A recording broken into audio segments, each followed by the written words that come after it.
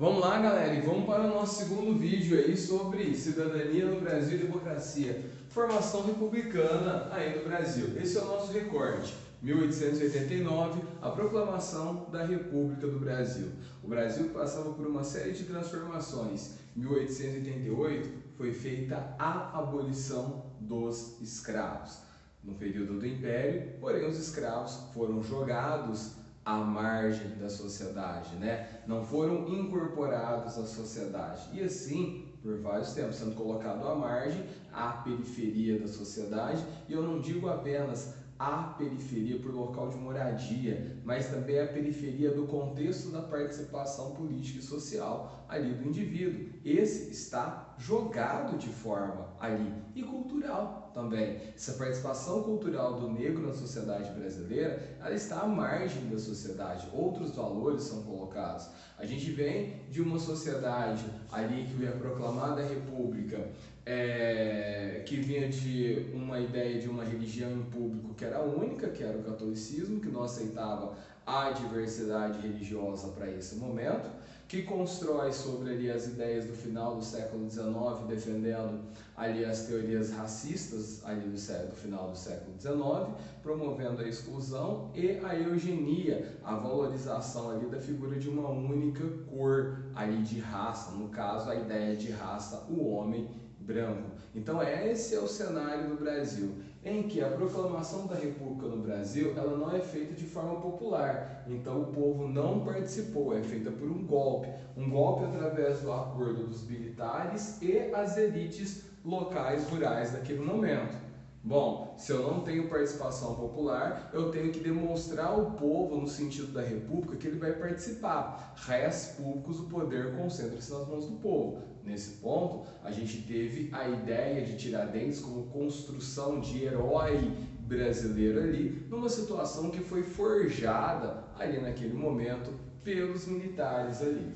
Bom, nós temos aí a Constituição de 1891, que ela vai colocar os direitos referentes à cidadania do indivíduo. Ela traz mecanismos como os direitos ali vinculados ao cidadão. Os direitos civis estão expostos, os direitos políticos também, mas nós não temos a ideia de direitos sociais. E o que diz ali no caso essa Constituição? Quem tem o direito, no caso, aos direitos políticos, né? Homens maiores de 21 anos, porque lembra, a cidadania é o exercício da prática. Então, olha só quem está praticando a cidadania: homens maiores de 21 anos alfabetizados. Exclusão de mulheres, então as mulheres não praticam a cidadania. Analfabetos, mendigos, militares de baixa patente e membros de ordem religiosa. Esses não participam ativamente da cidadania. Então, eu estou excluindo praticamente quase 95% de toda a população brasileira nesta época na prática do exercício da cidadania.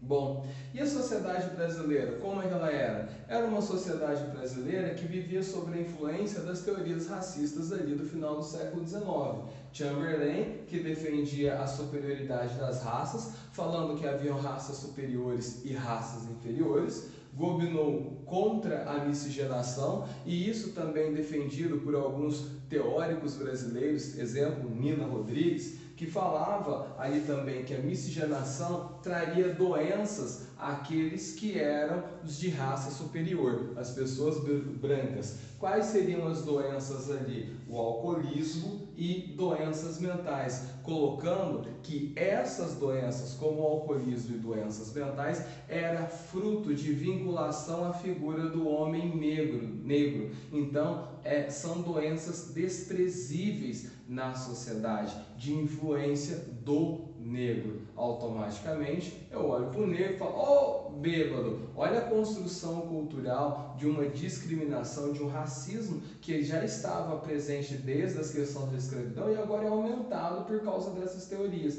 influenciando diretamente um país ali republicano. No final do século XIX, a gente tem também a teoria de Francis Galton, que é a teoria da eugenia. A eugenia, ela tem ali por prioridade, né, separar a sociedade em raças e ali praticamente qualificá-las entre melhores e piores. Então, a eugenia, ela vai privilegiar um grupo dos melhores, no caso do Brasil, o branco. E quem seria o pior? O negro. Então, excluindo esse indivíduo. A gente tem até um quadro que fica muito famoso, que representa ali a mãe negra, de um lado, né? Do outro lado a filha, que é mulata, e casada, no caso seria um português, um homem branco. E nasce a filha que seria branca, com o fruto ali daquilo que seriam as bênçãos, uma laranja, no caso nos trópicos, não a maçã. E a senhorinha, que é a avó negra, olhando para o céu. O quadro conhecido como a Redenção de Cã, como se ali agora fala, nossa, olha só, agora estamos sendo purificados, estamos virando brancos. E aí a defesa do branqueamento da população brasileira, que era uma ideia que estava presente na sociedade desde ali, meus caros, para ser bem sincero, desde a metade do século XIX. E no período republicano, isto é fortalecido. Essa ideia de trazer ali, como nos casos da eugenia, critérios biológicos para definir raça, quem é melhor, quem é pior, e as comparações feitas nesse período, já que a Europa havia atingido a segunda revolução industrial e a África não, então tentava-se dar uma ideia universal ali de quem seria melhor, de quem seria pior. Não era analisado a cultura como algo particular, e sim como algo que fosse universal. Todos iriam chegar ao mesmo ponto, só que alguns estavam mais avançados e outros mais atrasados. E os mais avançados deveriam ensinar os mais atrasados como ele. Não é à toa que esse discurso vai bater com quem? Com o neocolonialismo, o imperialismo lá. Bom, outro ponto que eu quero falar, e aí trazendo para o Brasil, dentro dessa situação toda da construção da cidadania, a gente tem a Lei da Vadiagem, de 1893, que é a criminalização da capoeira, samba e de religiões africanas. Quem que está sendo criminalizado como vadio, vagabundo? O negro.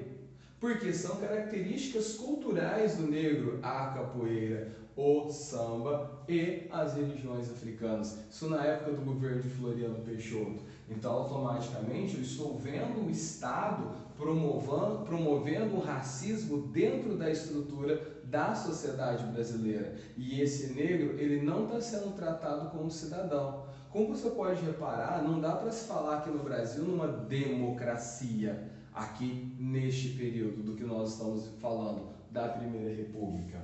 Bom, nós tivemos também a Lei Adolfo Gordo, porque a democracia, ela não compete apenas, lembra da visão de Tocqueville, ali a questão dos direitos naturais, mas também os direitos sociais ali. E um deles é o direito de greve. Nós tivemos uma situação de uma greve rural que ocorreu nas regiões de Ribeirão Preto e também Jundiaí. E posteriormente, lá em 1917, uma greve ali durante o período da Primeira Guerra Mundial, os trabalhadores pedindo melhores condições de vida. Bom, nas duas situações, a Lei Adolfo Gordo foi aplicada, que foi a expulsão de estrangeiros por influenciar os brasileiros com leis trabalhistas. Bom, nos dois cenários, a chegada de estrangeiros com conhecimento de leis trabalhistas no Brasil era uma situação natural, né? E aí, nesse momento, devido às péssimas condições de trabalho, os trabalhadores se reuniram e fizeram uma greve em 1907 e depois em 1917. A diferença é que em 1907 a greve foi rural, em 1917 a greve foi urbana. Qual que foi a interpretação dos trabalhadores? A interpretação do governo, desculpa, gente. A interpretação do governo foi a seguinte, preste atenção, olha lá. Que os trabalhadores brasileiros fizeram a greve pois estavam sendo influenciados por trabalhadores estrangeiros que tiveram contato com leituras de ideias de esquerda. Então, por isso que eles estavam influenciando os trabalhadores brasileiros. Olha, se você pensar com o governo brasileiro, você está tratando o cidadão brasileiro ali como pacífico, como aquele que você pode fazer o que quiser com ele, que ele vai ficar caladinho. Se não fosse o estrangeiro, podia abusar o tanto que for do brasileiro, que ele nunca ia pedir direito de greve. A ação do governo foi expulsar ali alguns estrangeiros. E com a ideia do que? Nossa, esse pessoal está aí promovendo a greve. olha, o que o brasileiro reclamava, o estrangeiro, era que o salário é baixo, era só as suas péssimas condições, né? Estão querendo direitos sociais, porém o governo não vê dessa forma e penaliza. Não é à toa que nós teremos o surgimento logo depois aí do anarco-sindicalista, e esse, de fato, com influência ali de alguns italianos, um movimento ali sindical começa a surgir, inclusive em 1922, nós temos a formação de um partido político, que no caso foi o PCB, o Partido Comunista Brasileiro. E qual foi a reação do governo em 22? Fecha o PCB imediatamente. E por uma série de problemas que ocorriam na sociedade daquela época, havia sido também declarado estado de sítio. Porém, lá por volta de 1926, a coisa começa a mudar, né? E a coisa começa a mudar e aí novos movimentos começam a surgir dentro da sociedade brasileira. E movimentos que ali vão pedir para que aqueles grupos que eram excluídos serem inseridos dentro da sociedade, demonstrarem de fato ali os seus direitos como cidadão. Nós temos um detalhe aqui que é a FNB, nos anos 20, a Frente Negra Brasileira, que fazia um movimento todo de valorização da figura do negro, formou-se como partido político na época e exigindo ali, de certa forma, direitos ali, reconhecimento pela figura do Estado. E o combate àquilo que se promovia como a ideia de um racismo naquela época. Porém, a FNB, ela meio que não vai conseguir tanto sucesso. E um dos motivos para isso foi o sociólogo Gilberto Freire, que vai escrever um livro que é Casa Grande Senzala, demonstrando ali uma ideia que ele vai defender, que é a democracia racial, que não havia racismo no Brasil, racismo nos Estados Unidos. E, no caso, agora, naquele momento do Brasil, ele fala que não havia. E por que ele não havia? Porque, e que a comparação e por que havia nos Estados Unidos? Segundo Gilberto Freire, nos Estados Unidos não ocorreu a miscigenação, a mistura entre brancos e negros. Por isso, o racismo não era presente. O Brasil superou o racismo através da miscigenação. Cria-se aí um mito de formação do Brasil baseado nas três raças: o negro, o índio e o branco. Esse é o brasileiro. E através dessa miscigenação, nós somos uma sociedade que vive em paz. Bom, a ideia do Gilberto Freire ganha muito espaço e é patrocinada pelo governo. Aqui, a ideia de paz que é construída é porque você marginalizou ali a figura de um grupo. E nas cidades, a contemplação, quem estava se contemplando como vida nas cidades, acabava sendo uma elite branca. E é esse o olhar que eu estou tendo.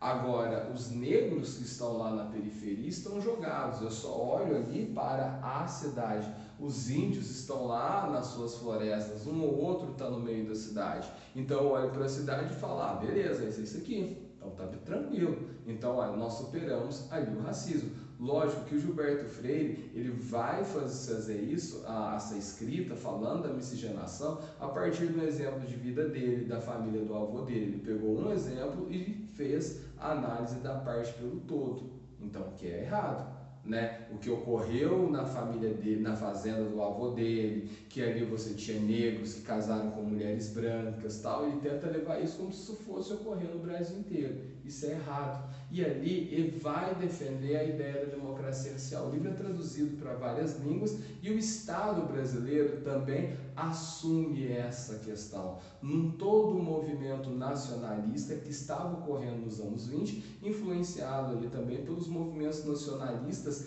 que estavam ocorrendo ali também na Itália, na Europa em geral e nos Estados Unidos. Então toda essa corrente e de valorização de cultura local. Isso influencia no Brasil, tem até a Semana de Arte Moderna, que vai trazer essa questão do mito das três raças.